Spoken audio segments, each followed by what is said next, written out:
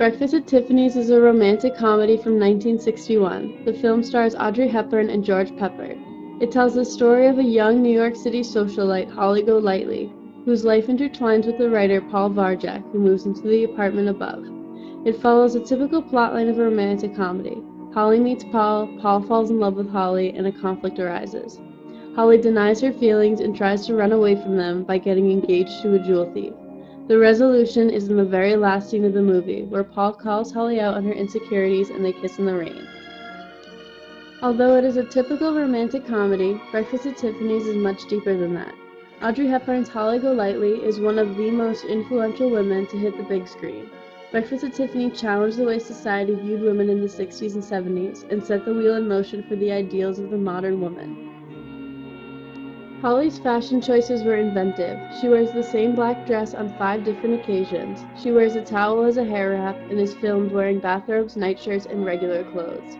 She didn't do her hair in a fancy way every day and is pictured many times with it in 2 ponytails or thrown into a messy bun. These were all powerful statements to the average middle-class woman. They could still look as glamorous as Holly at a price they could afford.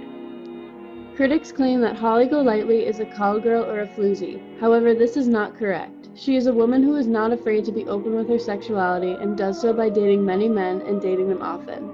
She quickly moves from man to man, which is not a common trait of women in film in the 60s. She showed women that it is okay to be open with yourself and have the same sexual freedom that men have.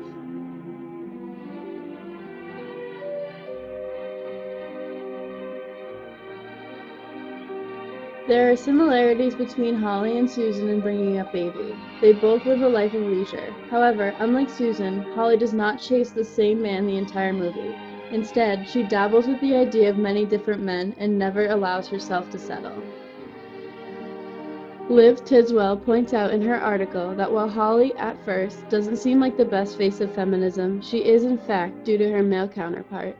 It is a bit of a twisted way of viewing the situation, because if Holly is viewed as a call girl, we have to look at Paul as a gigolo. He makes most of his money not by writing, but by having a sexual relationship with a married woman, who pays for his lifestyle in exchange for sex.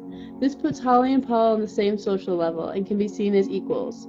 Unlike many movies made where the woman is a damsel in distress and the strong man saves her.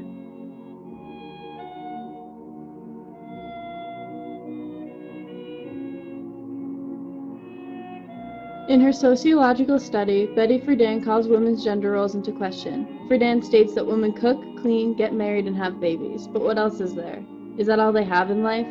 Holly Golightly is an example of how women in the 60s and 70s could have a better life and make the most of what the world could offer by being strong and independent and exploring their sexuality.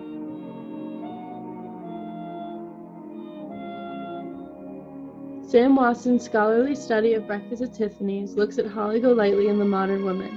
She states, "It was a glimpse of someone who lived by her own code of interests, not her mother's, and who did so with a wholesome independence of spirit." This is exactly what the modern woman resembles. She is independent, a dreamer, and lives by her own rules. Every woman aspires to live this way, the same way Holly Golightly lived. Breakfast at Tiffany's is a timeless movie, and Holly Golightly is a timeless character. She helped change the course of feminism, and in doing so, became the face of the modern woman.